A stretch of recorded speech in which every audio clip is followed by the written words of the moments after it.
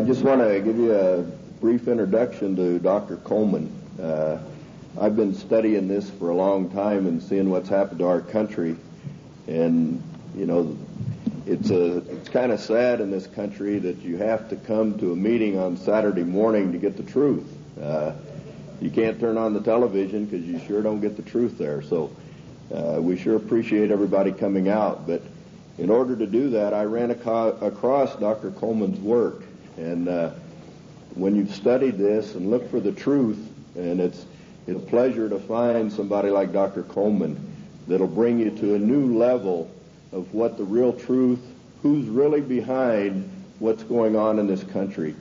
None of this is an accident. This is orchestrated. This has been planned and plotted and is moving right along.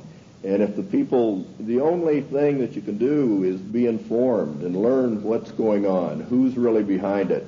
And nobody does that better than Dr. Coleman. He's an author of 3 books.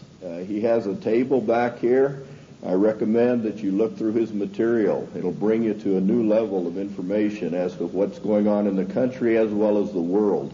And this is the only country left that stands between the country as we know it, or the world as we know it, and the New World Order, which will drastically change everybody's lives, as Dr. Coleman will tell you. But the big difference between Dr. Coleman and some of the other speakers is he's been in most of the places that we're talking about. He's been in Lebanon, Brazil, France, Italy, Spain, England, South Africa, and all over the U.S. And he did this, in his work. He has first-hand experience with most of the things that are going on here. He studied 5 years in the British Museum in London, also in the Cain Museum in Egypt, where he did research on the Black Plague. And, if you study his work or read his work on AIDS, I think it'll shock most of you. In his investigation, through the congressional records. And the congressional records is where most information is in this country. And he would feel very comfortable, in debating the Supreme Court justice on the Constitution at any time, because our Constitution is basically being walked all over at this time. But at this time, I'd like to bring on Dr. Coleman, and let's give a big hand to him, and we appreciate him.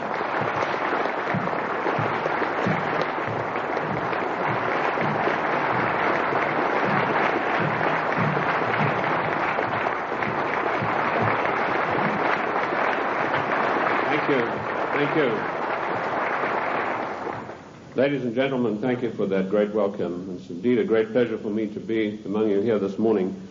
Looking at all these big fellows around the place, I feel a little small in stature, but I would remind you what Wellington told the German General Blücher at Waterloo when he rode up to inspect Wellington's troops. He saw the Scotch and the Irish Guards on the hillside. He rode through them and he turned to Wellington and said, "They're rather small, aren't they?" And Wellington said, "Yes, but they don't run away."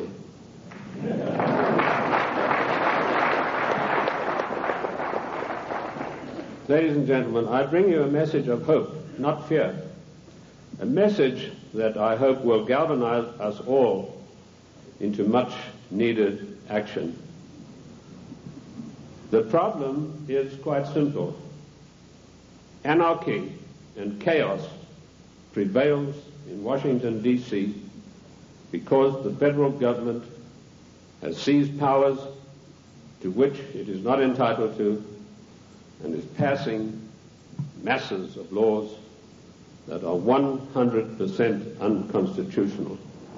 And when you get men setting themselves up as greater than the Constitution of the United States, you get anarchy and eventually tyranny.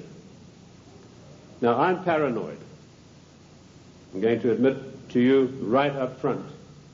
But let me tell you what the real meaning of the word paranoid is. It is a man or a person who has the ability to link events that seemingly are not connected. That is the true meaning of paranoia, or being paranoid. Of course, it's been used by our enemies the socialists, the Marxists, the liberals, the so-called progressives, to smear us. How many times haven't I heard it said of me, that fellow's paranoid? Yes, I'm glad to admit it, because I have the ability to connect events that are seemingly unconnected. And when you do that, you begin to arrive at the truth. It's taken me 25 years to come to the conclusions that I have come to. And I want to tell you that one of the biggest things I discovered in my work was the existence of a supranational committee composed of 300 men. I came across this quite by accident when I was serving in Africa, in Angola, and I was given a series of documents which were only supposed to be handed in to top-level people. They were what we call above the top level of classification of intelligence documents. And there I discovered that whilst I thought I was in Africa fighting against the invasion of the communists, I was in fact fighting to introduce socialist regimes in the black African countries, and that I was actually working for a committee called the Committee of 300, also known in intelligence circles as the Olympians. I'll stop right there, and I want to digress for a moment and tell you the word intelligence. It's been bandied around a great deal in the United States. I've seen people writing this and that and the other intelligence newsletter. They really have no experience whatsoever. In 1986, I wrote a work called Mind Control, Metaphysics, Extremely Low Frequency Radiation, and Weather Modifications. And in that work, July the 8th, 1986, I said that the top-level intelligence organization in the United States was the National Reconnaissance Office, far bigger than the CIA and any of the other intelligence agencies. And by the way, we have about 10 different ones in the United States. And I even had the audacity to give the address of this organization. 3 weeks ago, Mr. Sam Donaldson, the gentleman who wears that beautiful toupee so effectively, he came on with a program in prime time, and he said, this is one of the biggest scoops that ABC has ever had. And he told about the National Reconnaissance Organization. The exact same thing that I published 8 years earlier. I tell you this to set the stage so that you'll understand I do have some experience and that I know that of which I speak. You know, the American people are somewhat like the Irish. I'm sure you've heard the story of the Irishman who got shipwrecked, and after many days he was washed up on an island, and as he staggered along the beach, some people came out of the trees waving spears, and he said to them, is there a government here? And they said, yes. He said, well, then I'm against it. Liberty is based on individual freedom. We are individual people. We are not the mass, so disdainfully referred to by Karl Marx and the socialist writers. We objected to a tax of a penny a pound on tea when King George of the Venetian Party of the North, now that's probably the first time you've heard that expression. It took me 5 years of digging in the British Museum in London, which I consider to be the finest repository of knowledge in the world, to come up with that name. That was what the party of King George was called, and we'll come to the reason for that. But our colonists said, we're not going to pay this penny a pound on tea. Today, we are being driven on our knees by a tyrannical government which is imposing all sorts of taxes upon us, and worse than that, trammeling on and tramping on the Constitution of the United States of America, which is the second greatest document in the world next to the Bible. And if we could rebel against the mighty powers of King George III, the most potent force in the world at that time. Then, ladies and gentlemen, it is time that we rebelled against a federal government that is trammeling the Constitution underfoot every day of the week.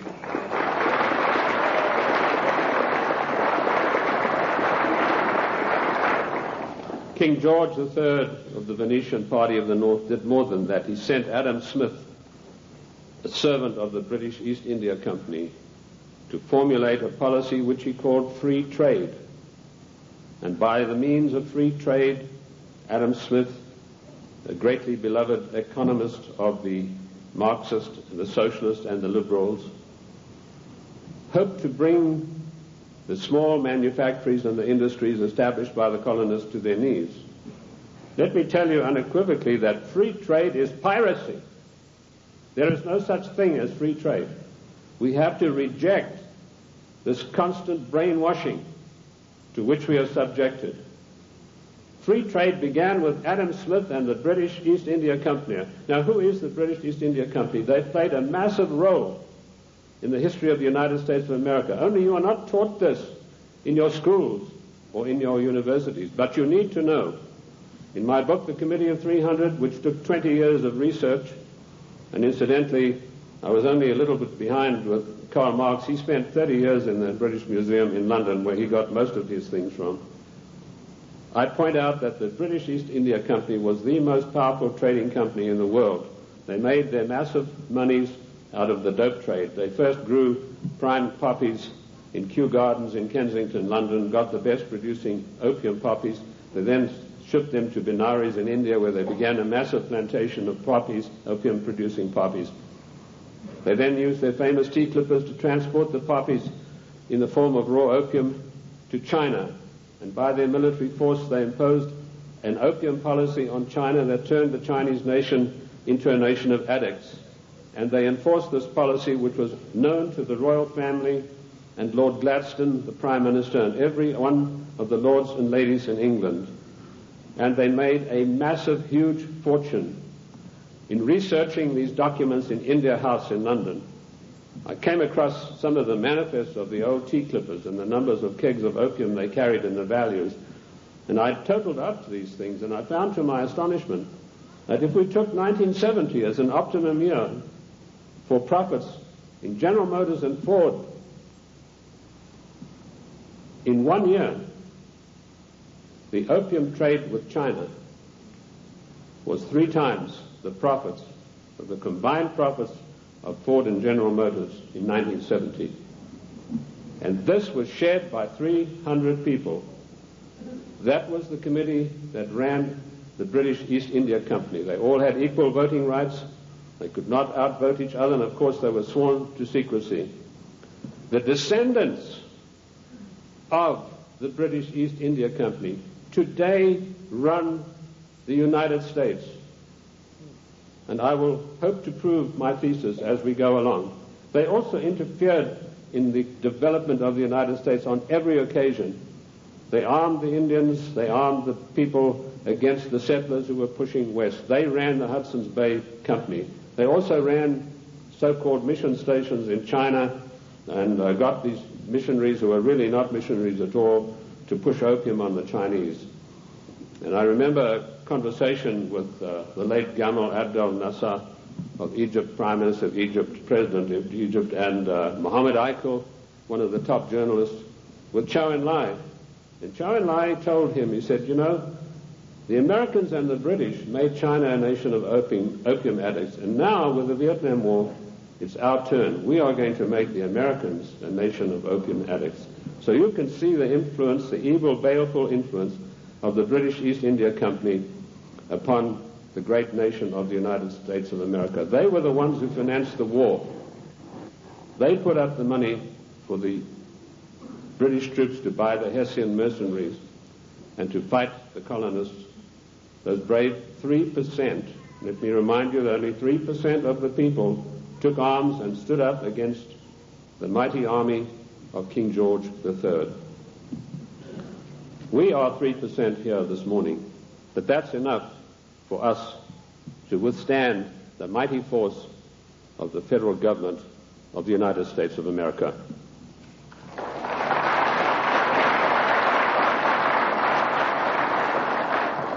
These 300 men in the Committee of 300 still run the world today with an iron fist.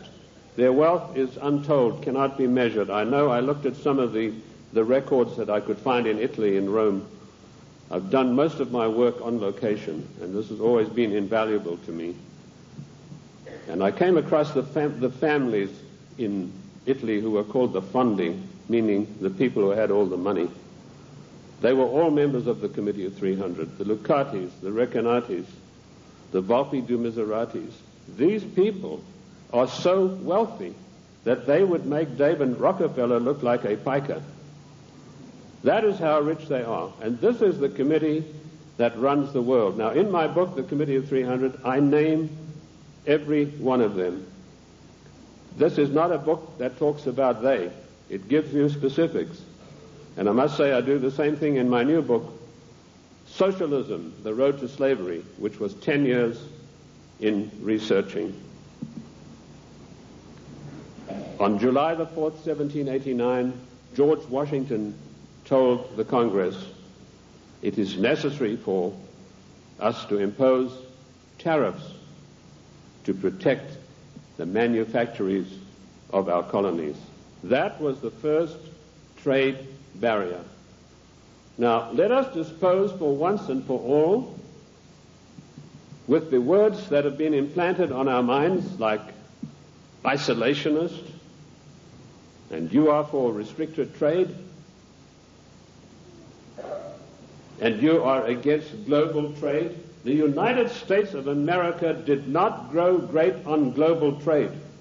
The United States of America grew great on the hard labor of the people who lived in those days and the wise protection barriers put up by President George Washington, because immediately after the war they tried, the British, to try to down the United States through so-called free trade, which is nothing but piracy.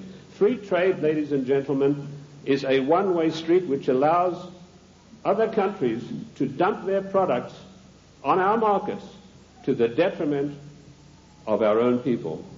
That's what free trade is. It's strictly a one-way street. The trade barriers were increased by Lincoln, Garfield, and McKinley, and all three presidents paid with their lives for that policy.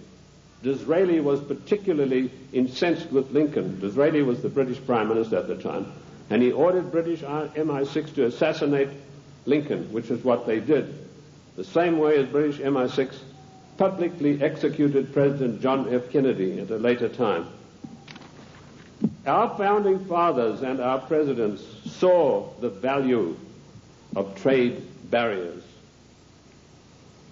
They realized that we, if we wanted to progress, were not to be the dumping ground of the world. And I'm going to leave that subject for now and return to it later. The format that I want to use this morning is the type of questions that are most often asked of me. I've spoken to hundreds of thousands of people across the United States and worldwide, and I've been on many, many radio shows, and these type of questions, we note them, and this is what comes up most of all. Who and what is the Committee of 300? Well, I've dealt with that. I've told you this is a supranational body that knows no boundaries, respects the laws of no countries. The first time that they were publicly announced was by a German socialist by the name of Walter Rathenau. Now, I'll give you some background of Walter Rathenau. He was the financial advisor to the Kaiser of Germany, and he was also the financial advisor to the Rothschilds, the French family Rothschild. So he must have known what he's talking about. He made an astonishing statement in 1934. He said, there is a committee of 300 men that rule the world. They are known only to each other, and nothing happens without their consent. When former head of state Mikhail Gorbachev visited the United States a few years ago, flanked by George Bush and Quayle, he opened his Gorbachev Foundation in the United States. And he let slip, he said, this is being done with approval of the Committee of 300. CNN cameras were on him. They immediately switched. Now, I wrote to CNN and I said, could I have a transcript of this program, which they said was available. I never got a reply. I followed it up with letter after letter, but nothing ever came of it. The point I'm trying to make, ladies and gentlemen, is that the federal government, the secret upper-level parallel government that runs the United States, does not want you to know that you have an upper-level parallel government that calls the shots, that dictates what is going to happen to your life and mine. So that's how I found out about the Committee of 300. The next question is, what are their goals? Their goals are a one-world government, latterly called the New World Order. The one-world government began with King George III. At the time that the colonists were brave enough to take him on, King George was already busy formulating a one-world government, and he had lined up at least 50 countries that were willing to come into this future world dictatorship with him. The goals then, very simply stated, are to make the world over into a one-world, new world order dictatorship controlled utterly and completely by this Committee of 300. How can they possibly carry out their goals? That's the next question that I'm often asked. They do it by dint and by virtue of their fantastic wealth and the fact that they control thousands of the top banking institutions, the political organizations, insurance companies. In fact, one of the giant insurance companies, a man called me and said, do you mean to tell me that they are controlling the Metropolitan of New York? I said, the Metropolitan of New York is peanuts. He said, how can you say that? That's a giant American company. I said, well, compared with the Sicurezza de Generali de Venezia, it's peanuts.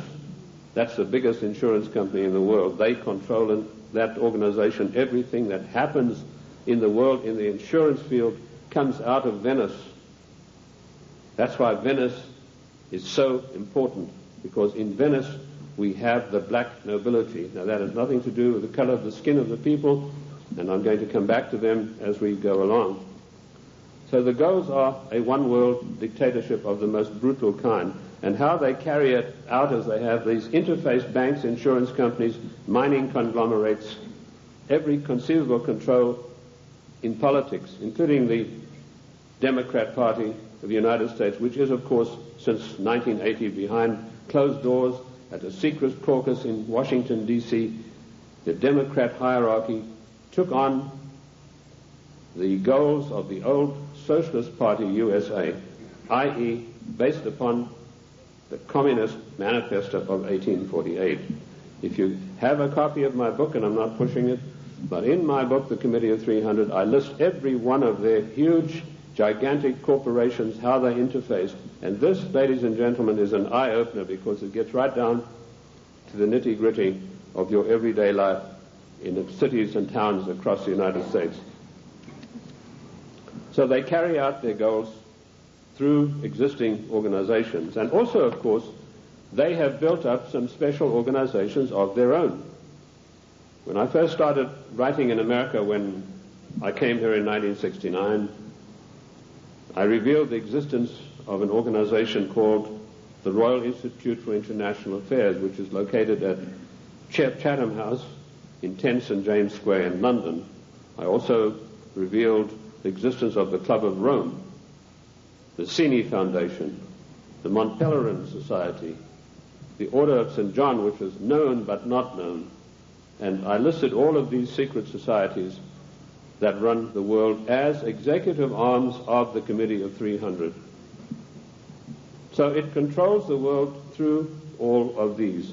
The Royal Institute for International Affairs is the executive arm of this committee, which gives instructions to the United States government to this very day. The chain of command is as follows. Every Secretary of State that has been appointed since 1919 is appointed by the Royal Institute for International Affairs. That may come as a shock for you.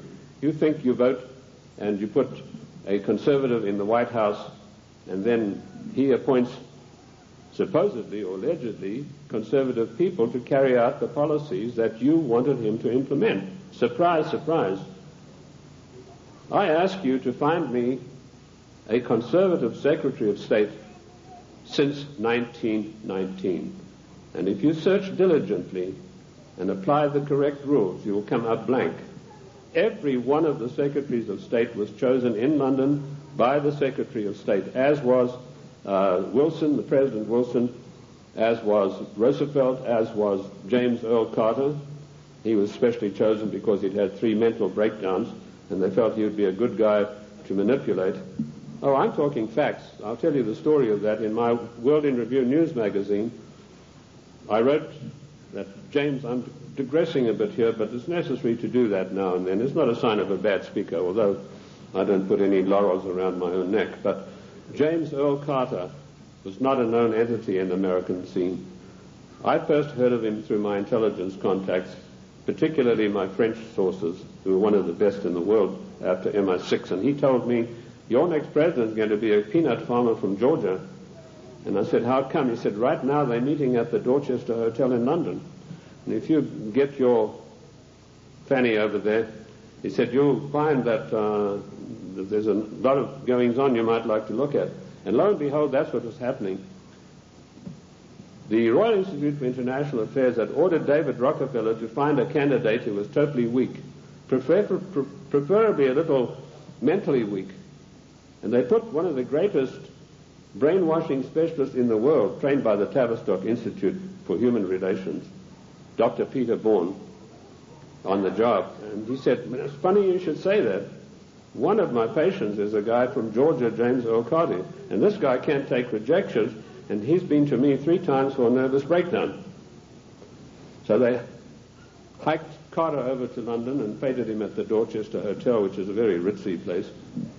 And they feted him and wined and dined him. And the next thing we saw, Time, Newsweek, every newspaper in the country, James Earl Carter. Now we, in our little magazine, World in Review, we told those of our subscribers, this man is your next president.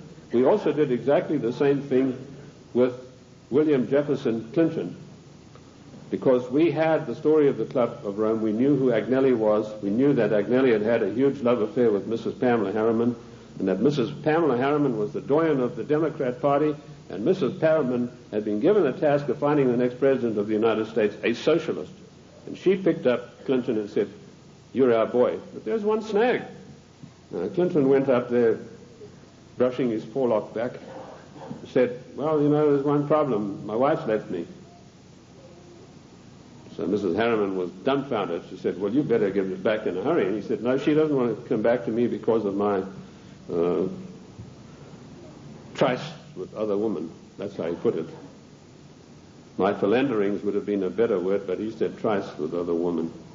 So Mrs. Harriman sent for Mrs. Clinton, and she duly came to New York, and she sat her down and said, look, if you want to be the first lady of America with all the attendant prestige and power, you better forget about your husband's philanderings and get right back to him. And that is precisely what happened.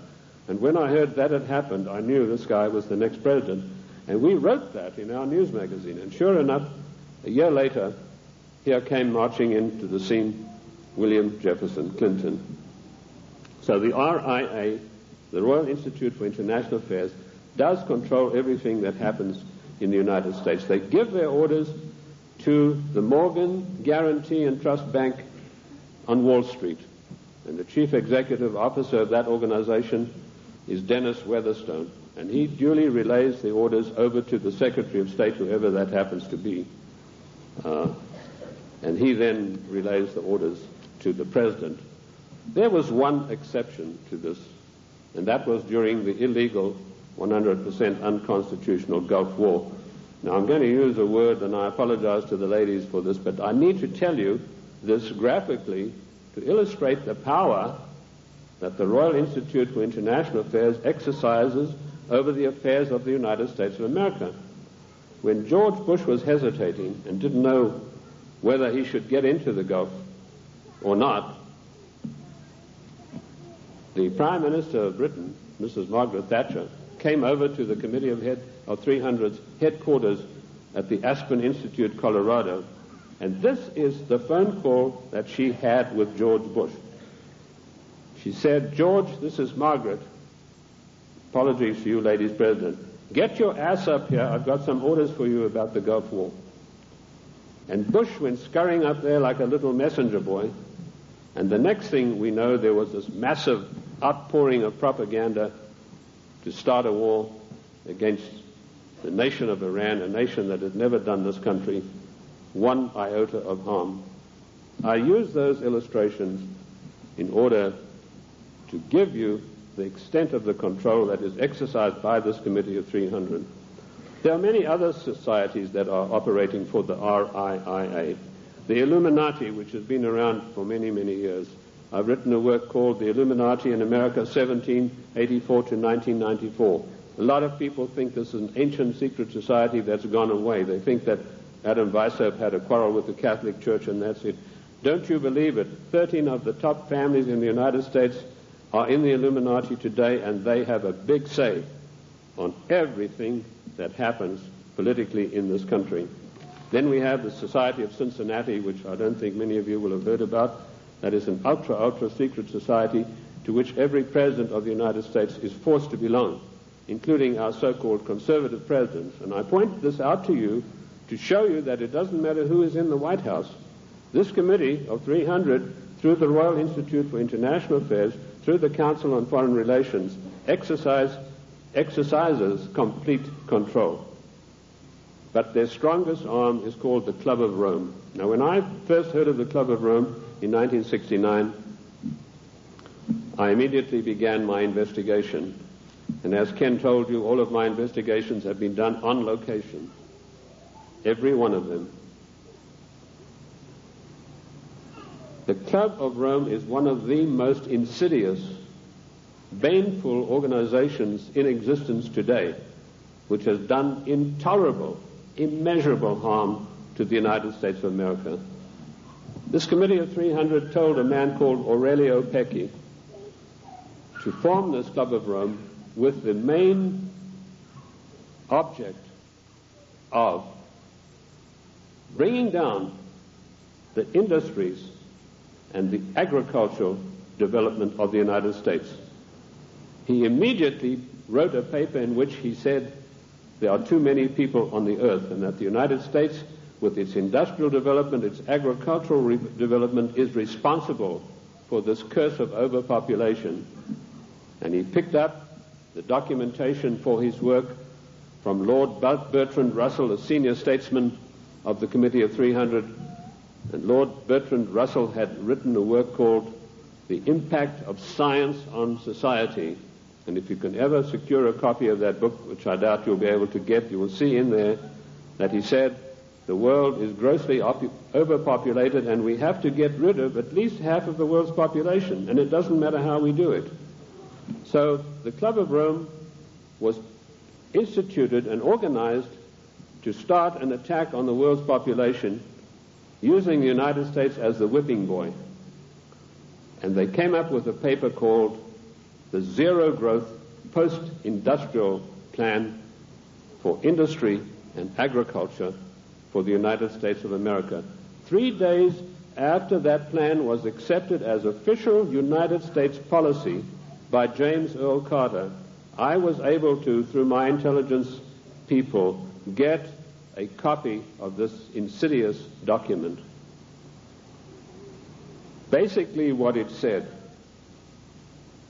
was that the middle class in the United States of America had to be destroyed because in the coming push to a world order, the middle class would be the stumbling block because history had shown that the peasant class in ancient days, when they had revolted, were just easily crushed.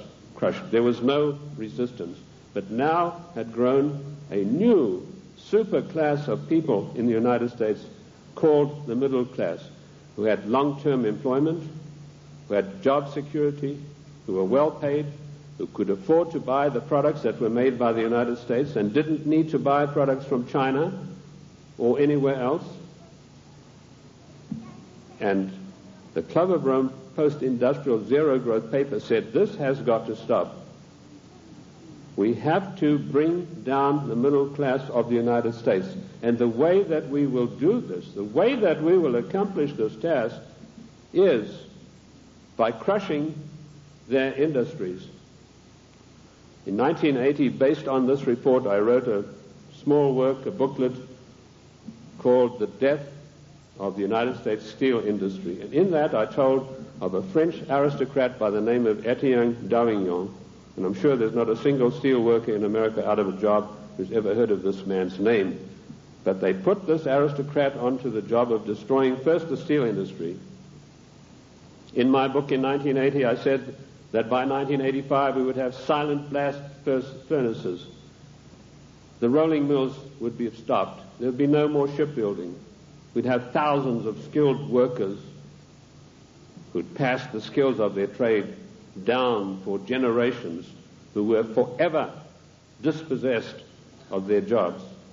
If you go to the northeast United States today, ladies and gentlemen, and I've just been up in Cleveland where I had a very good radio address I gave there, you will find that what I said in 1980 has unhappily come to pass. In 1970, the United States had 5,000 ships built by good United States know-how, using good United States steel. 5,000 ships sailing the high seas. Last year, we had exactly 270 such ships. And at least 50,000 steel workers permanently out of a job, jobs that will never come back. What happened?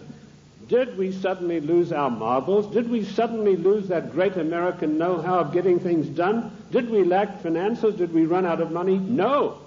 None of those things happened. What happened was this dastardly Club of Rome had sent their emissaries to the United States to deliberately destroy our steel plants. And they did it by opening the doors of so-called free trade.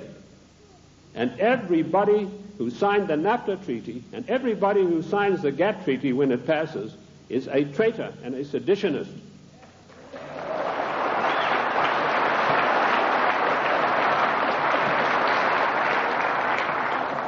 Our mighty steel industry is destroyed. Our shipyards are silent. Our skilled workers are permanently without a job. And if you don't believe me, get the report of the Club of Rome. You know, when I came out in 1969 with my report on the Club of Rome, nobody had ever heard of it. And people, when they got it, said, "Oh, this guy's paranoid. There's no such organization. It's probably something to do with the Catholic Church." Well, surprise, surprise, 25 years later, last year, the Club of Rome celebrated its anniversary, and Alexander King, its chairman, stated, the American people henceforth must get used to the idea that they will never, ever again in their lifetime have full employment. What a scandalous thing that our government is fully cooperating with this organization built up by the Royal Institute for International Affairs to destroy the middle class of the United States and to add to the policies of global genocide. And that brings me to the next question. What is the Global 2000? Once again, when I heard about this policy, it was 3 days after it had been accepted by the United States government as its official policy. And the Global 2000 was a blueprint for mass genocide produced by the Club of Rome. Basically, what the Global 2000 calls for is the destruction of half of the world's population by the year 2050. Hence the title 2000. They built a case based on Bertrand Russell and H.G. Wells' findings that the world was going to be overpopulated, would be a terrible place to live in. That was picked up by a fellow called Robert Strange McNamara, and a stranger individual you're not likely to meet in this world. And this Miller had a conference of all the leading bankers about 12 years ago, and he said the biggest menace facing the world today is the American middle class and overpopulation. He linked the two together. And he said, by the year 2050, this is the state of the world. All of these unfed, unwashed people, no jobs. He said, do we want to live in a world like that? So the Global 2000 was a genocidal plan to take care of the people of the United States who don't have any jobs and who, like Alexander King said, are never going to get their jobs back, and the masses of people in other nations. That is why we had the sudden appearance of AIDS. When I was in the service, I was told there's a CAB experiment, that's chemical and bacteriological warfare experiment, going on in Sierra Leone, in Africa. That's a remote corner of Africa, West Africa, just above Liberia. If you look at your map, your atlas, and you'll see where it's located. Why Liberia? Extremely hard country to get to. You have to fly from London. That's the only way you can get there. You land on an island, and then you've got to take a ferry across to the mainland. And, of course, all people taking the ferry are heavily scrutinized. And I managed to work my way. I was told the Americans were doing the CAB experiment. I managed to work my way to within striking distance of a small mission station. And what I discovered was that these blacks were coming in from the bush to this mission station with broken arms or an ulcer on the leg or something like that. And they were ostensibly being treated there, but they were dead by the evening. What was actually going on was that a laboratory had been set up using Lassa fever virus. Now, at that time, Lassa fever was one of 4 viruses that could jump the human-animal barrier. And it was a deadly virus. They were trying to create a virus that could be mass-produced and it could be sent out through the World Health Organization to get rid of millions of people in the world. But the Lassa fever virus proved uncontrollable. It killed 3 scientists who were working there. So the orders came from Washington, burn the place to the ground, and that's exactly what they did within a radius of 100 miles. They bottled up some of these viruses they'd been experimenting with and took them back to the Centers for Disease Control in Atlanta. There they began again, but again they escaped and killed 3 more scientists. So they incinerated the whole laboratory, sealed it off and incinerated.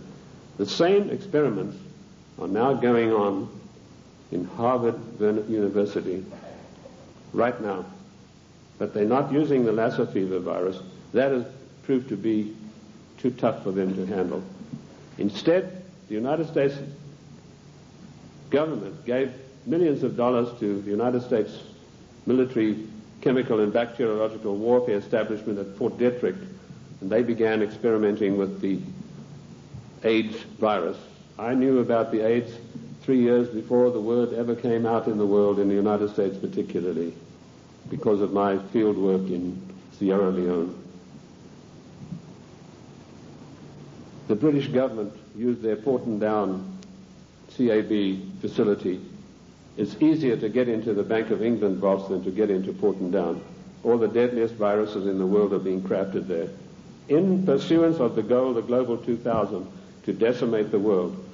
Shortly after this experiment had finished at Fort Detrick, the World Health Organization started a massive vaccination campaign.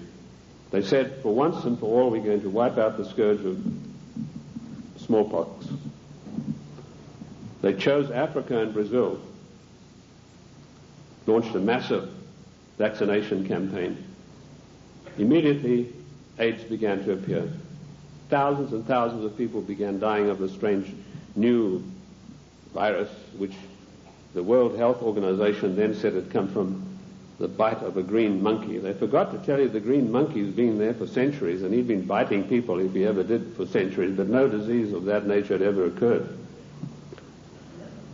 The World Health Organization deliberately took this virus, which was crafted from a series of animal viruses, including Mediavirus sheep, which destroys the brain, which is why you find AIDS patients get dementia probably first before any of the other AIDS-related complex diseases appear. And they began vaccinating innocent people on a massive scale, and they began dying like flies. Why Africa and why Brazil? Because those 2 countries had the biggest black population in the world. And I want to tell the black people of the United States of America, do not trust the Democrat Party. Do not trust government. Do not believe that government is your friend. To you, to them you are dispensable, the same way as we are. Millions of people died. I went through Uganda on an inspection tour, and I saw whole areas decimated where previously there had been small towns and villages. There was not a living soul in sight. And that is going on today. The AIDS epidemic is completely out of hand. It swept the world. It's been swept under the carpet in the United States of America. We were told that this is a disease which is passed by homosexuals. True enough, but that's not the primary cause of it. This is a crafted virus that was spread throughout the world to decimate the population. Coming behind them, and we reported this about 2 years ago in our World in Review news magazine, is the Vibro 19 cholera virus, a deadly killer. You get this cholera in the morning. If it's not immediately treated with massive doses of expensive antibiotics, you'll be dead in a day and a half. This epidemic swept India, carrying away millions of people. I don't know if you've heard of it in the press. I doubt it.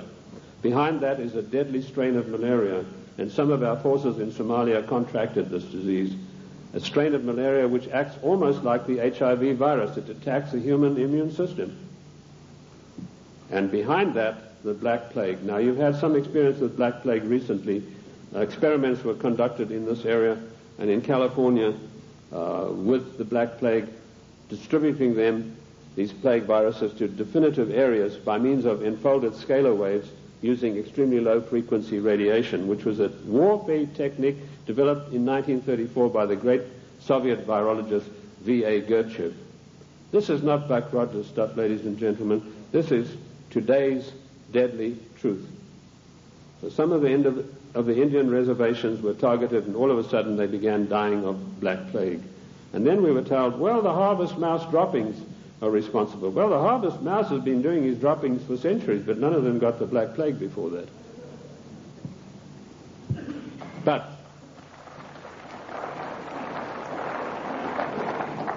what happened immediately following the so-called population control meeting in Cairo? There was a sudden and violent outbreak of Black Plague in India, and it is still going on, and it is not under control.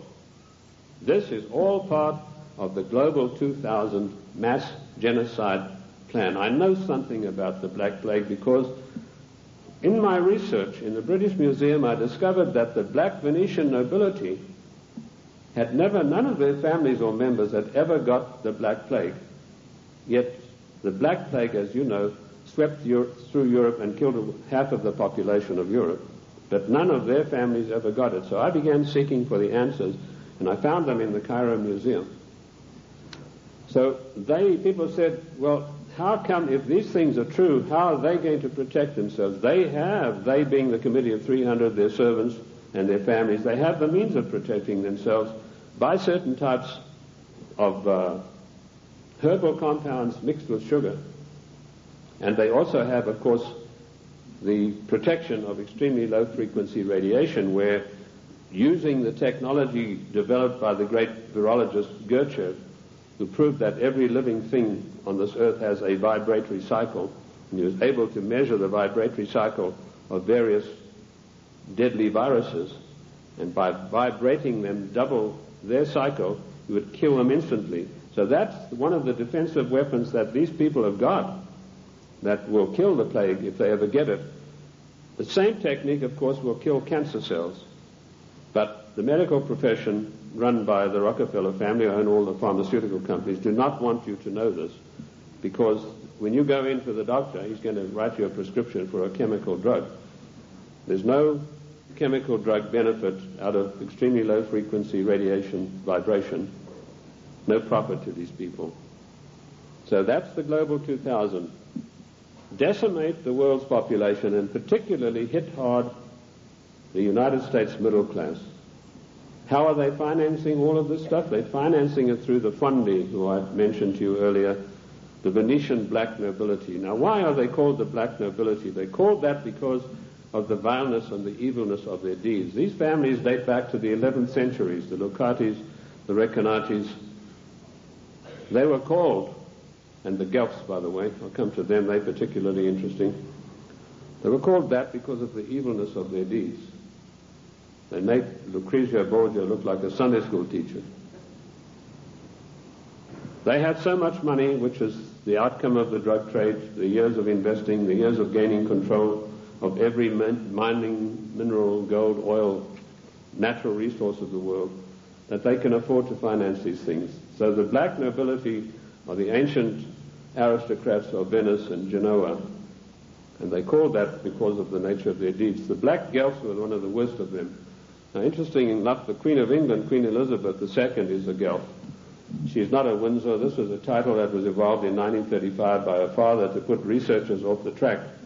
I like to include myself in that category, although I wasn't doing it then. I was much too young to be doing it, but he didn't like that certain people were getting hot on the track of who this royal family actually was, and so this was put out that they are the House of Windsor. They are not. They're the House of Guelph, and it's important for us to know that, because every time there's a financial crisis, it follows a meeting of the black Guelphs upon the Royal Britannia yacht of the Queen of England, which anchors off the coast of Venice, and all the world bankers meet over there and say, now this is what we're going to do to country X, this is how we're going to control this worldwide situation, and then they go off and give their orders to everybody.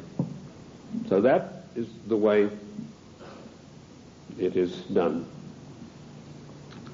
I told you earlier that they controlled the United States. Even in the days of President Lincoln, they had him assassinated on the orders of Disraeli, and they then, of course, in later years, were able to elect one of the worst socialists we've ever had the misfortune to suffer under, Woodrow Wilson. Wilson was elected by a ploy. Of course, they got Teddy Roosevelt and the Bull Moose Party running as a supposedly third candidate to siphon votes off so that Wilson could be elected as a socialist president. Now, our eyes have been fixed on Moscow. We've been led down the garden path, ladies and gentlemen. All of the time we've been looking at Moscow, and we've been told what demons they are in Moscow. Rightly so. But all the time this was going on, the Trojan horse of socialism in Washington, D.C. has been stealing our country away from us. And in my book, Socialism, The Road to Slavery, I give you a full and factual description of exactly how this was done. In 1898, the Fabian Society, a socialist organization, sent Ramsay MacDonald, Prime Minister of England, to the United States to spy out the land. He came back and he said, there are two things in the way. You have a very strong middle class, and you have the Constitution of the United States, both of which have got to be destroyed before we can socialize America. The first step they took was getting a socialist president in office in the form of Woodrow Wilson. Woodrow Wilson was controlled out of England by Sir William Wiseman, head of the North American desk of MI6. Now, in case you don't know MI6, it is the most powerful and the oldest of all intelligence agencies in the world. They taught the CIA. They taught the Vatican intelligence. They taught the French intelligence. They taught the Mossad. They taught the Cheka. Captain Hill of MI6 went out and set up the Mossad. And Captain Hill went to Russia and helped the Bolsheviks set up their single-cell apparatus. Sir William Wiseman was the controller of Wilson through Colonel House. Now, who is Colonel House? He was an unknown person who emerged out of Texas. His father served the Rothschilds during the Civil War, and he emerged out of the war as the only person in Texas who'd made any money. And House was sent to Washington in order to control the first socialist president, and he took his orders from Wiseman, and House lived but a few blocks away from Wilson, and above him, Wiseman had an apartment. And that type of control is not gone. It is still here to this very day, right now, as I speak to you. Other questions? Give us some examples of what you're talking. How do we know that what you're saying is true? I'll refer you to the great soldier son of the United States of America, General Douglas MacArthur, a great patriot, a great warrior, a great Christian. When Douglas MacArthur was in Korea, he and General Stratomayor of the Air Force devised a plan that would have put China out of action for the next 50 years. He submitted this plan to Washington, an arch-socialist, one of the most vilest creatures who ever walked this earth by the name of Dean Rusk, immediately summoned the President of the United States to a meeting in Blair House. And he said, "Mr. President, we have seen the plan submitted by General Douglas MacArthur, and there's no way in the world that you can allow him to implement this plan." And Truman said, "Why not?" He said, "You know very well that anything that relates to China has to be cleared by the Royal Institute for International Affairs first." And he said, "They don't want you to do this." And MacArthur was not allowed to carry out his plan. And 50,000 sons, beautiful Americans, were slaughtered on the battlefields of Korea needlessly because of orders from the Royal Institute for International Affairs. And that same institute is controlling President William Jefferson Clinton to this day.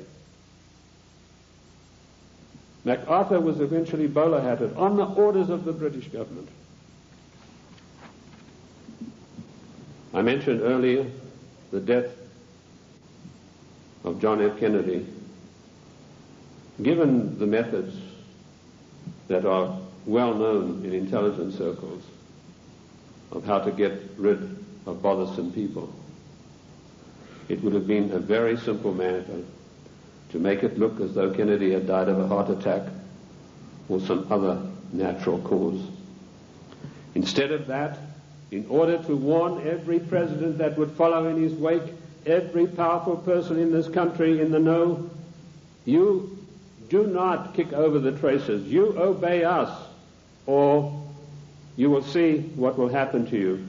Kennedy was publicly and brutally executed in a plan carried out by British MI6 under the control of Sir William Stevenson and his lieutenant, a Canadian citizen by the name of Major Louis Mortimer Bloomfield. Now, you won't get that in any of the accounts of the Kennedy assassination. You'll find it in my book, The Committee of 300. You'll also find it in my monographs about the Kennedy assassination. Who are these people? Sir William Stevenson ran American intelligence throughout the Second World War out of the RCA building in New York. His second in command, a Canadian citizen, Major Louis Mortimer Bloomfield, ran Division 5 of the FBI counterintelligence. You want examples of how Britain controls this country? I have given you them. I've also told you that every Secretary of State since 1919 is selected by the Royal Institute for International Affairs on the orders of the Committee of 300. Why is this? We go to these conventions and there's all the hoopla in the world. The balloons are flying, the straw boaters are in the air. Bush has been elected conservative president. Reagan has been elected. What happens in reality?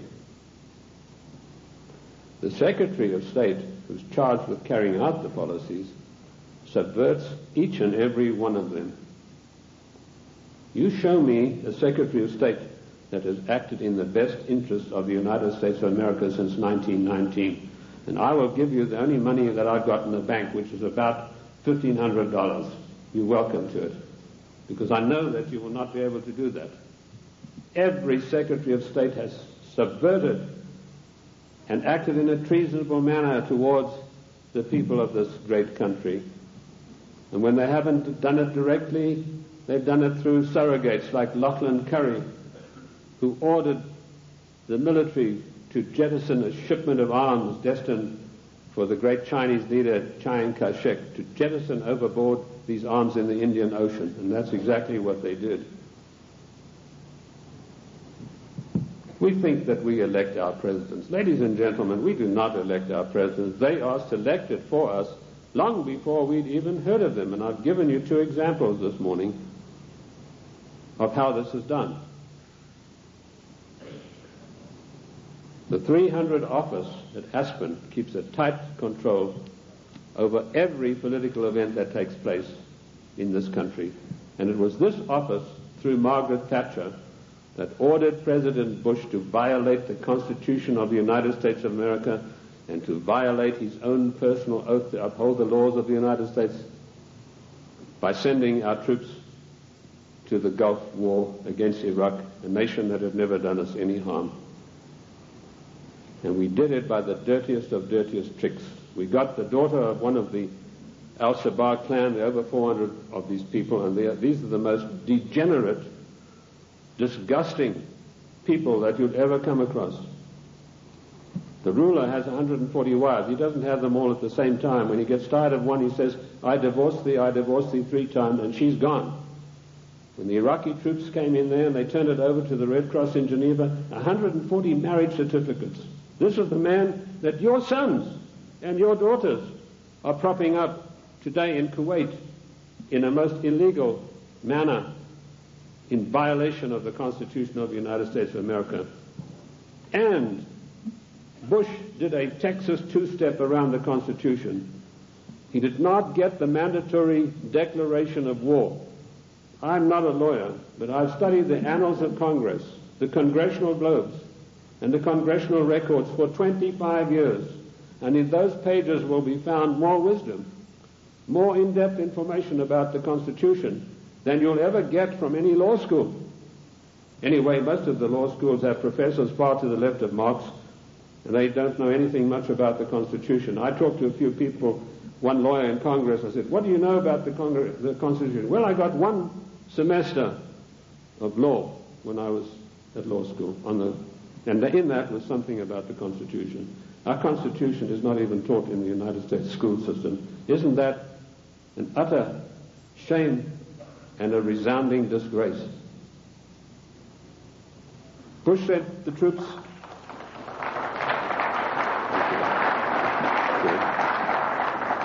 Bush did not get a constitutional declaration of war. This is a very difficult area of the Constitution. It's probably one of the most complex areas of the Constitution. It's a 5-step process that involves both houses making separate declarations, then joint declarations, then the army has to be informed, and then the public has to be informed, and then we have to be told whether this is a private war or a public war, i.e. whether all the armed forces are going to be employed or only one branch. In so-called police actions, the President has 45 days to use only one branch of the service. Bush violated his oath of office by going to the United Nations, to which we do not belong, and getting them to give him a so-called color so that he could send our troops to the Gulf. Our troops to this day are in the Gulf illegally, in violation of the Constitution of America, and we're still paying for it. The story that the Gulf states put up all the money, you go and ask the General Accounting Office, as I did, how much money have they paid? We are still paying for the Gulf War, and now we've got another huge bill to meet, billions of dollars, for Clinton's fantasies. To go out there and support this disgusting Al-Shabaab clan. I don't know if you know the story of Kuwait. It's really a horrendous one. I don't want to get into that too much, but that land was stolen from the Iraqi people by the British imperialists. They came in and drew a line through the sand right through the middle of the most important oil fields that had just been discovered, the Rumelia oil fields. Thenceforth, this is going to be called Kuwait. And they brought up these tame sheikhs from Bahrain and put them in as the rulers. And since then, they've been stealing the oil off Iran, and the proceeds go to the British banks in the city of London for the Committee of 300. They're just doing the same thing now in South Africa with the gold. That's part of their tactics to gain control of all natural resources through the world. I also touched briefly on Giovanni Agnelli and Mrs. Clinton and how she had left her husband, and Pamela Harriman. Pamela Harriman, for her duties in getting Clinton elected, was given a plum job as ambassador for the United States to France. And this is what happens to the traitors. Patriots are punished and traitors are rewarded. Dennis DeConcini, who voted for the giveaway of our property in Panama and who voted for the crime bill and every other obscenity that is passed by the federal government in violation of the Constitution, he's now going to get a plum ambassadorship when he retires, on top of his huge pension of something like $200,000 a year. I've been asked whether Clinton will stay the full term. Yes, he will. Clinton will stay the full term because he's been given a job to do, and that is to pass certain far-reaching socialist measures. And he's been very successful in doing that with the help of so-called Republicans. I personally am not in favor of political parties. I'm like George Washington. He said, political parties are baneful, and in the long run they are harmful. What happened in NAFTA? A so-called conservative, Mr. Newt Gingrich, who I wouldn't trust as far as I could throw him, went out and acted as the floor manager, as the party whip in true parliamentary style, and he whipped up 132 Republicans, so-called, to support NAFTA. And no doubt he will do the same thing with this dreadful GATT treaty, which is coming up in a vote in the lame duck session. So he's going to run, and I'll let you into some information which I just got a few days ago from French intelligence. Clinton would not be able to run on his record or anything that he's done or anything meritorious. So what he's done, he sent emissaries, and this is the first time you're going to hear this. You might hear it in 1996, but this is the first time you're going to hear this now. He has sent emissaries to Iran to dig and promise huge sums of money to any of the Iranians who will come up with the actual documentation of the scandal where our prisoners were kept there until Reagan was elected the president. And if he can come up with this documentation, he's going to keep them. In 1996, he's going to come out and say to America, I have here documentary proof of how bad your Republicans are, President Bush and Reagan. Look what they did. And on the strength of that, he hopes to run in 1996. That's what he's doing now. He's taking the money that he's not entitled to, and he's using it to bribe the Iranians to come up with these documents. I don't know that they will, because I think they like him even less than I do, and that's saying a lot. What is the Clinton agenda? Clinton has been instructed to socialize America, and let me tell you that the enemy in Washington is more to be feared than the enemy in Moscow. I've said this for years. What does socialism do? It forces changes upon people that they do not want and do not ask for. And we've seen how dangerous that is when we look at the programs that were supposedly programs invented by the United States government and by the presidents. A man called Stuart Chase, an arch-Fabian socialist, wrote a book called A New Deal.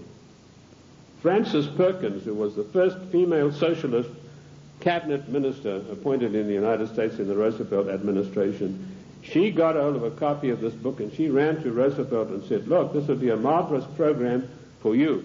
So in the 1932 Democrat and by the way, don't call them the Democratic Party because they are not. We are a confederated republic. We are a constitutional republic.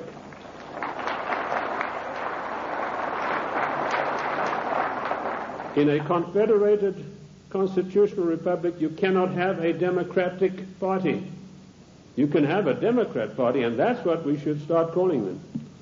But she ran up, and Roosevelt was so enamored with this deal that in 1932 they hastily changed their platform, and he came out and announced his New Deal, which is a verbatim, word-for-word program taken from Stuart Chase's book, Socialism, A New Deal. Then when Kennedy came along, he adopted as a wonderful new program called The New Frontier. That just happened to be a book written by Henry Wallace, another Fabian socialist writer. Word for word, The New Frontier was co-opted as Kennedy's program. Then when Johnson came along, he came out and started talking about the Great Society. Now, what was the Great Society program? It was another Fabian socialist book written by another fellow called Graham Wallace, no relation to the first Wallace, names spelled differently. So here we have three presidents of the United States following an outright course of socializing the United States of America. And of course, every president, including Reagan and Bush, has continued along those lines. And what do we have? Our Social Security. That was called the Beveridge Plan. In 1942, when Britain had its back to the wall, was losing hands down to the German armies in France, they needed something to buck up the population. So Sir William Beveridge came along with this plan. He said, we're going to abolish poverty in Great Britain. and they've started this beverage plan, which is the basis of our socialist social security plan. Note, I said socialist social security plan. That's how we got it. It was co-opted directly from the beverage plan, very eagerly embraced by Roosevelt.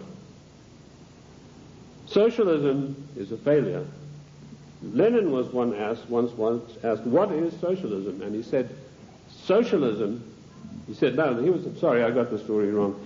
He was asked, what is communism? And he said, communism is socialism in a hurry.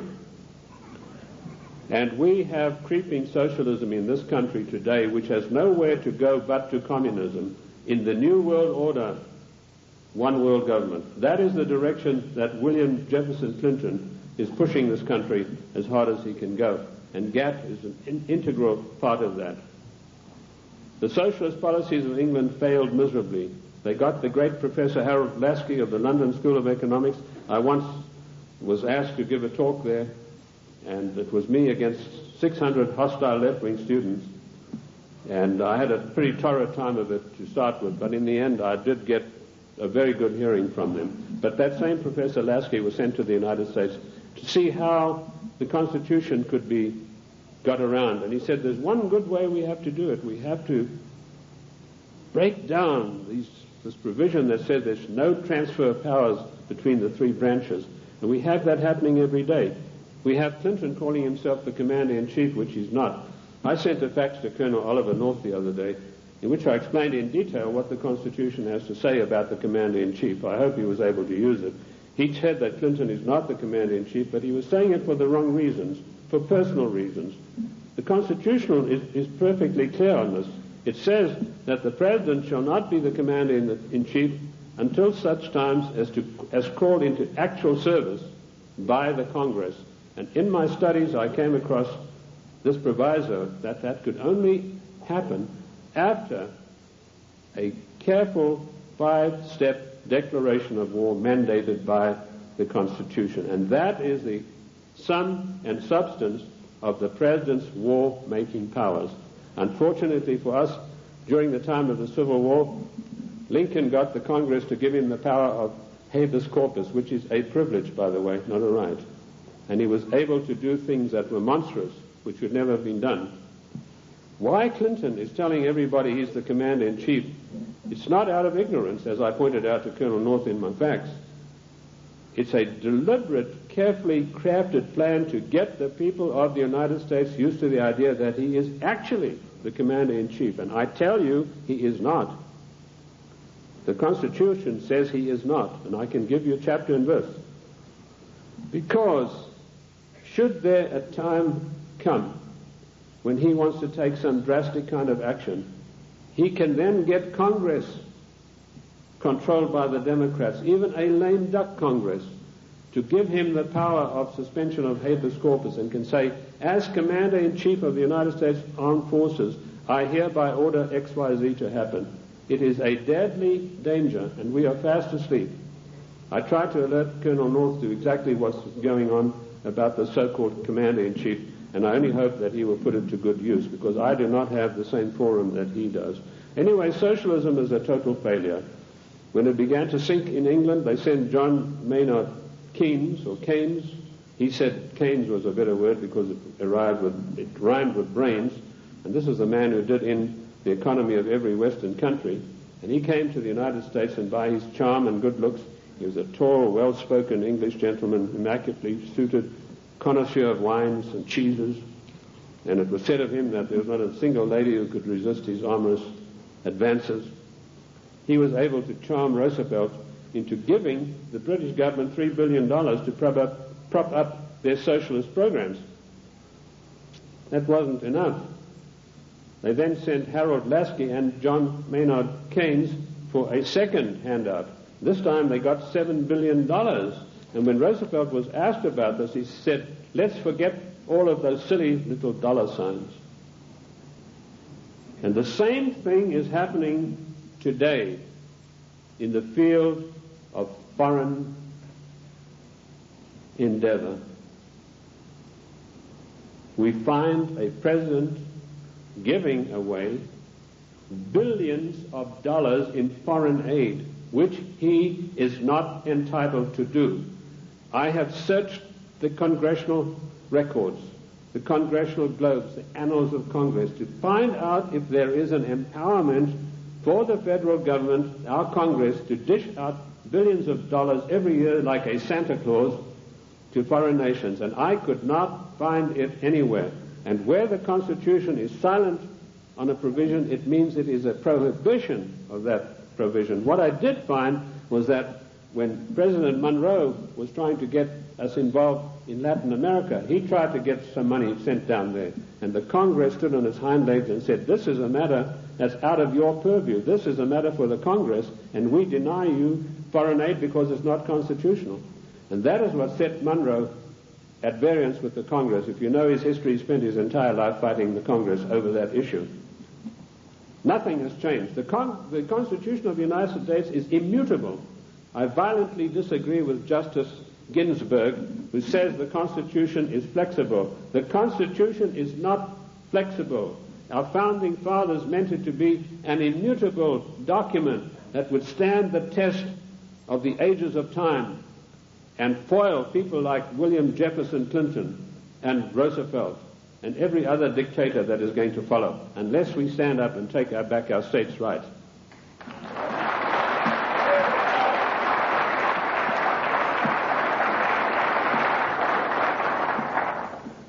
What is the political future of the United States? I told you that we are being forced into a one-world government, new world order, by the use of the word democracy and by the use of the word global trade and free trade. There is no such thing as free trade. The United States made itself great by its own manufacturing abilities. We had our people fully employed. We had our people who could buy all the products that we made. We did not need global trade. If people wanted the privilege of selling on our markets, they had to pay customs tariffs. And did you know that up to 1913, all the money that it took to run the United States came from customs tariffs? We had no income tax. And in 1913, we had a surplus of $5 billion after all our bills were paid. Now comes Socialist Wilson, and the first thing he does, he calls for a joint session of Congress, and he said, we've got to stop this isolationist. Ladies and gentlemen, this word isolation is a smear word. It's intended to deceive you. We do not need global trade. We need full employment. We need our people back in full-paying jobs. We need our industries revitalized. We have today 40 million unemployed Americans, and Alexander King has stated the policy of the Club of Rome, followed slavishly by William Jefferson Clinton. Americans can forget about full employment in the future forever. 40 million, those are the real figures. We have 25 million people underemployed, people with great skills who are acting as doormen in hotels, flipping hamburgers, for God's sake. These people, and they talk, Mr. whatever his name is, Reich or whatever it is, he says, the Clinton administration has created 2 million new jobs. Well, I don't like to pick on his size, but I think it's gone to his head, if you get the drift of my meaning. There's no 2 million jobs of any magnitude being created. He's talking about makeshift jobs. We have the biggest underpaid, underemployment class in the world today, and we have the middle class totally destroyed by the socialist administration, and Clinton is hand in glove with him and going along with him as fast as he can go. We have become the dumping ground for the world's products, and that has put our people out of jobs, reduced our standard of living, the object of the exercise being that one day we shall be no better than a third world country as far as our standard of living. Take the shoe industry. In 1950, only 4% of shoes sold in America were imported shoes. Every president that came along knocked down the tariffs against shoes, imported shoes. Today you have China, Taiwan, Malaysia. 84% of shoes sold in America come from those countries, which means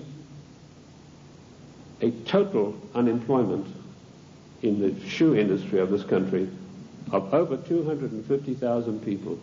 Isn't that a scandal and a disgrace? That we open our doors and allow these people who we subsidize with foreign aid to come back and dump their products and put our people out of work. In future, historians are going to say, this was the maddest nation on earth to allow this insidious war to be waged against them. And that's what it is, ladies and gentlemen. This is a war to the death for the United States of America.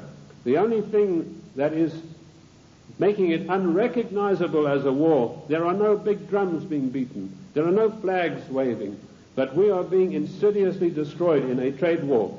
And GATT is a coup de grace to kill off the American middle class for once and for all. And while in passing to GATT, did you know that one of the provisions, I've read the 26,000 pages of this GATT document, and I want to tell you, I don't believe a single one of our senators or our members of the House have read this document. One of the provisions that I found out is at birth, once GATT is in control, every child born in the United States will have to have an IRS number.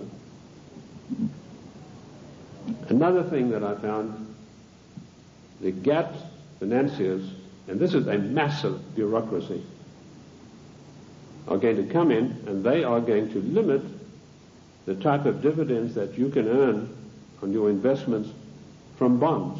What happened? Immediately this news broke, the gnomes of the bond market took their money and they fled to Basel, Switzerland, and they put all their money in the Bank of International Settlements in gold, Swiss francs, and that's why you have the attack on the dollar going on today. This is a war to the death against the people of the United States. The Committee of 300 wants to reduce us through socialism into a nation no better than the third world countries. Look at this insidious GATT treaty. Do you know that the United States, the mighty United States, has one vote, the same as Kenya or Haiti? And we are going to pay 7/10 of the huge bill. And this organization is going to supplant the laws of this country. One of the provisions of the WTO is that their board will be able to go in and demand of individual states that they change their laws and take us to the courts if we don't do it. Where is the president who said he would uphold and protect the individual states and their rights to a republican form of government? This GATT treaty is one of the most insidious, unbelievable attacks on the United States that I've ever come across. Let me tell you that if the Russians were to drop a couple of nuclear bombs on Washington, and that might be such a bad thing, let me tell you that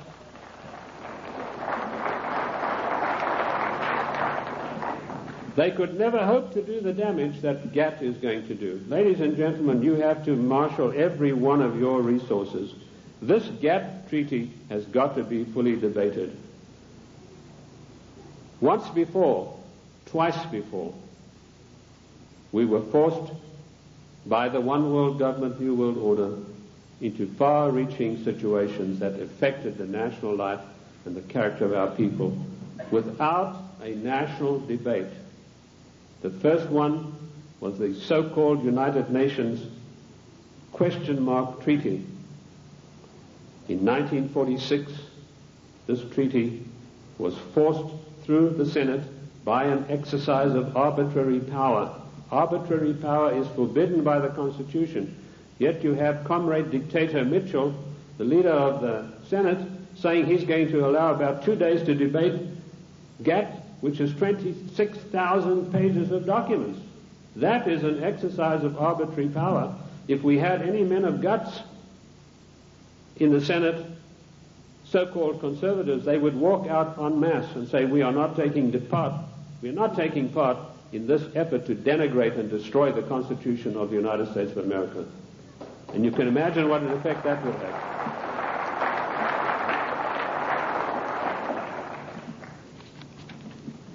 GATT will be allowed to be debated for 2 days, 26,000 pages, and some of the most insidious things that you've ever seen are in this document, and they all, every one of them, say GATT shall override all the laws of the United States.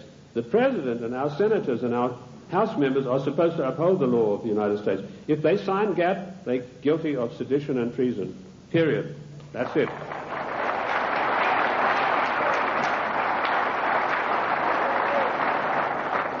This came as a natural outflow of the United Nations Treaty. I found there that 5 senators, listen to this for a disgrace, ladies and gentlemen, 5 senators actually read this United Nations document.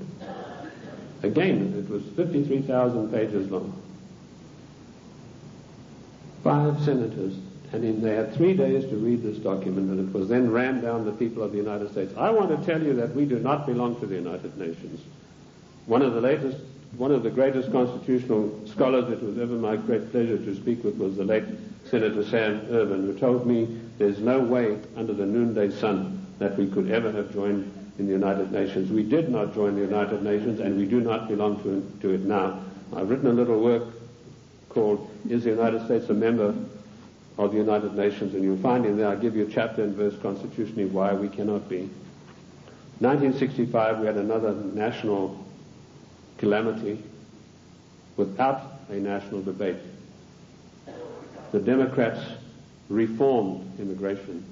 Now notice, every time some far-reaching thing happens, then the socialists come along with the reform. It's to reform health, which, by the way, Lenin said a national health plan is the arch of socialism. So now you know where Clinton got his national health program from. He took it straight out of the Communist Manifesto of 1848.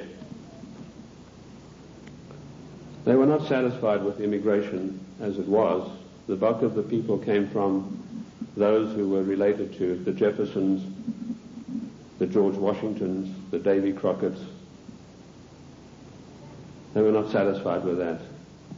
Without a national debate, without asking the people of this country by your leave, the Democrats in 1965 forced through an Immigration Reform Act that totally changed the face of the United States and will totally change us. And one of the architects of that was the same Dean Rusk, the swine who stopped MacArthur from bombing the Chinese back to the Stone Age, and, of course, Nicholas Katzenbach. I wanted to give you some statistics. Now, people have accused me, they said, you are a racist. First of all, the word racist is a very modern smear word. If you look in the dictionaries in 1919 onwards, it did not exist. What they really mean to say is you are a racialist, i.e. a person who's proud of your race. I'm not saying this against any group, any nationality. I want to show you how the socialists, without our permission, without a national agenda, without a national debate, will change the face of the United States. In 1984, the people from traditional immigration stock made up 74% of the total population. By the year 2080, less than 100 years from now, we will make up 39.5% of the population. And it goes on. The Hispanics were 9.4 in 1980. They'll be 15.4. The Asians, 2.4, will be 13.3 of the population. In other words, the traditional Americans of the Davy Crockett, George Washington, the people Monroe said would make a real contribution to America, will be in the distinct minority. And this is thanks to the Democrat Party, who in 1965, without by or leave of the people, changed the rules. And now they've got us blindsided by concentrating on illegal immigration. Illegal immigration is nothing. That's a small problem.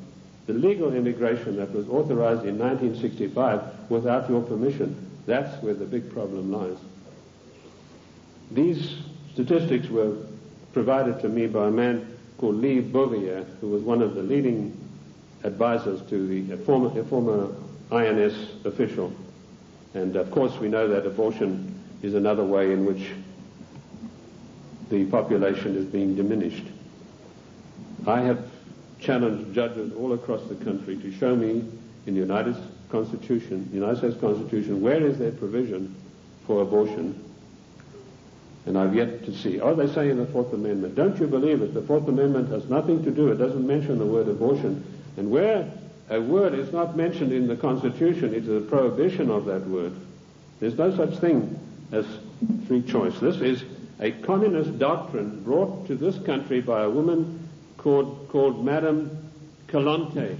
Madame Calonte you've probably never heard of, but she is the inventor, the author and the finisher of NOW and NARL and abortion. It's all in my book, Socialism, The Road to Slavery. Where do we stand now? I told you that we're in danger because the separation of powers mandated by the Constitution are being broken up every day. You now have the idiocy of Clinton having line item veto. That means if he doesn't like something, he can go and veto just that line that he doesn't like. That is breaking down the separation of powers forbidden by the Constitution. Also meddling in trade. The President has no right to be meddling in any treaty whatsoever. That is strictly for the House according to the Constitution of the United States. And I've dealt with the Commander-in-Chief situation already. We need to understand the seriousness of the Commander-in-Chief. Lincoln said that if we allow this title, he said, we are then putting presidents where kings stood. And he said one of the most hated powers of kings was their ability to make war at any whim that came to their mind.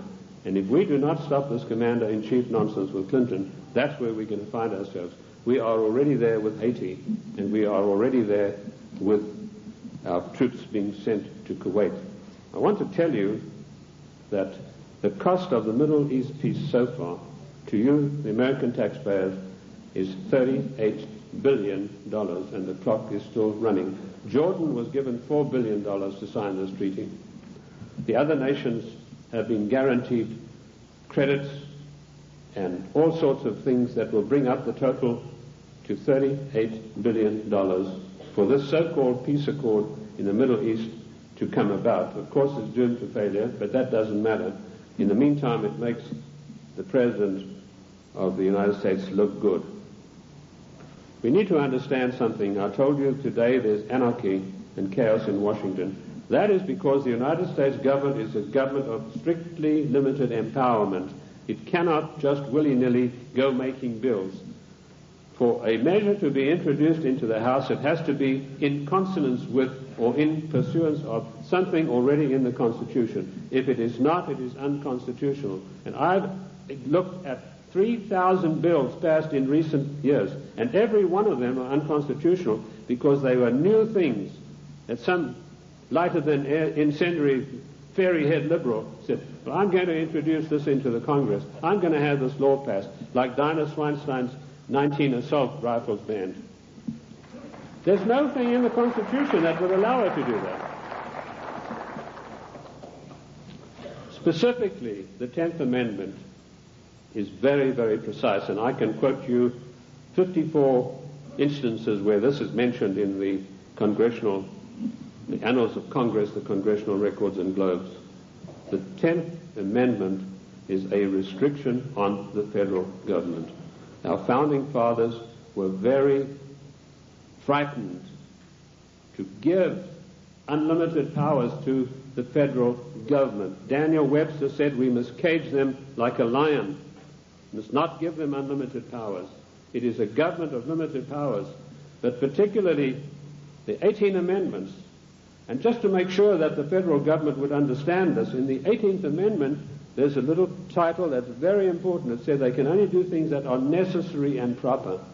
And I want to ask you, is rushing our troops off to Kuwait to protect the income of the decadent Al-Sabah family, whose money goes to the Royal Institute of International Affairs banks in London, is that necessary and proper for the United States to be doing? We don't get any benefit out of that. No. The 18th Amendment, necessary and proper. The 10th Amendment, the police powers of health, education, and police protection are entirely reserved for the states. And I can quote you 48 court cases from the Annals of Congress, from the statements made by the Founding Fathers. Those powers were never surrendered to the federal government. Therefore, the federal government has no business interfering in health matters, national health plan, no business interfering in crime bills, that's a matter for the states, and no business interfering particularly with the Second Amendment. I was in New York the other day on a radio program, and a very irritated, angry lady said she was a professor of law from Columbia. She came in on the program and she said, "You don't know what you're talking about." She said, it's not a right to bear arms. I told her exactly what was what. And she said, well, if that's true, then voting is a right. I said, no, voting has never been a right. The only rights and the only civil rights we got are found in the Fifth Amendment. And that's all. Forget the 1868 Act. That was done when the United States, the southern states, were under occupation. They were occupied countries. Forget Nicholas Katzenbach's 1964 Civil Rights Act. The only civil rights we've got are those contained in the Fifth Amendment. And health, education, and police powers belong to the states. Mrs. Swinstein has no right passing a bill classifying 19 types of assault weapons. What is an assault weapon anyway? Any gun is an assault weapon. That's what you use guns for. You use it to shoot people or animals or protect yourself. Any gun is an assault weapon. A knife is an assault weapon. You know, now they have this poor, almost idiot Brady running around the country. They're using him shamefully to push for gun control. This man doesn't know whether he's Arthur or Martha at the moment. This is not an issue of gun control. This is an assault on the Constitution of the United States of America in total. You cannot take one part of the Constitution and attack it and exclude the others.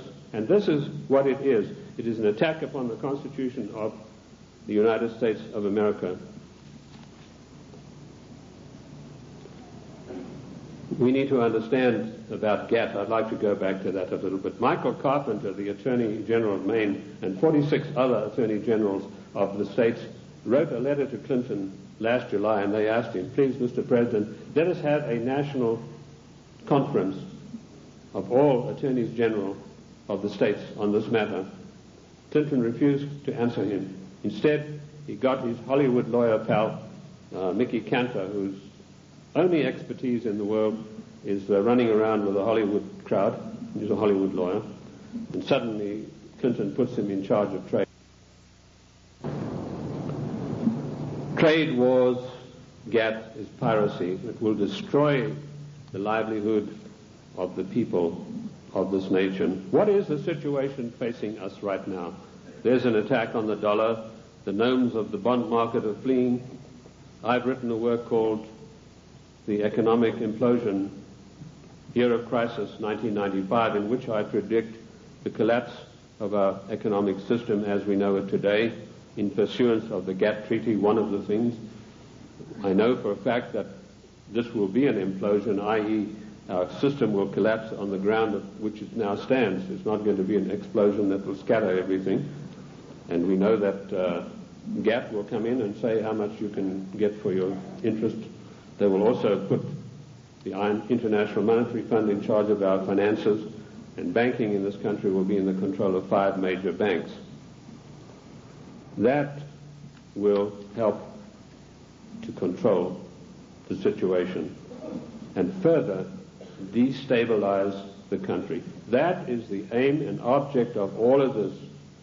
Once a nation is destabilized, it's very easy to deal with it and push it into a socialist new world order, a one world government.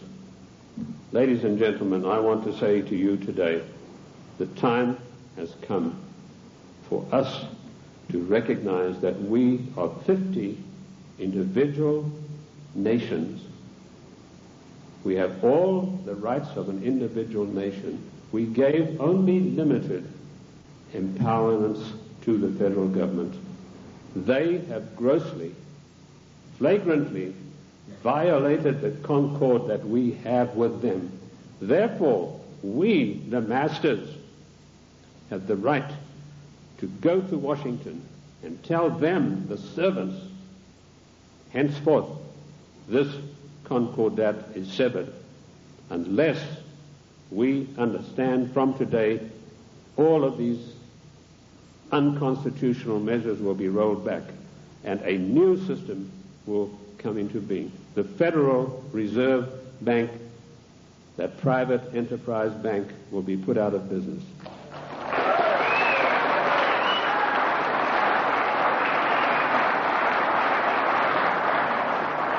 Ladies and gentlemen, this is not anarchy. This is the God-given right of each of the 50 nations, of which the state of New Mexico is an individual nation.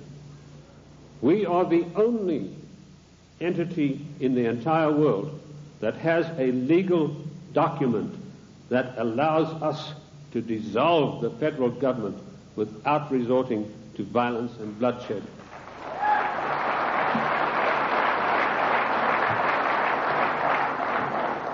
Ladies and gentlemen, I can tell you from my own experience that I have seen a rising tide in this country in the last 5 years. And I say to you today, in my closing remarks, let us catch the wave. My own plan is to form an organization, a foundation, if I can get people with money to back me, where I will teach what I've learned from the Constitution, what I've gleaned from the annals of Congress, the Congressional Globes, and the Congressional, to maybe 100 educators, lawyers, if you will, other people who are interested. Teach them what I know, which is enough for them to confound the Chief Justice of the Supreme Court of the United States, not to mention those fairy heads we have in the House and Senate.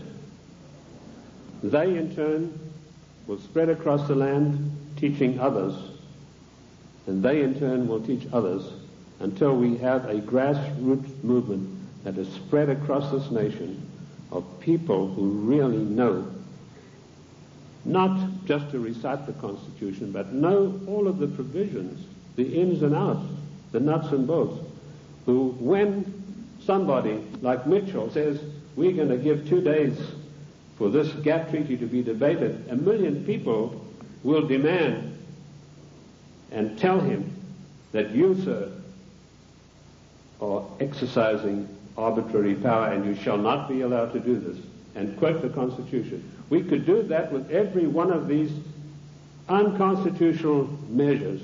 It is the federal government that is creating anarchy, not we, the people. Thank you, ladies and gentlemen. Thank you. Thank you. Thank you. Thank you. Thank you. Thank you.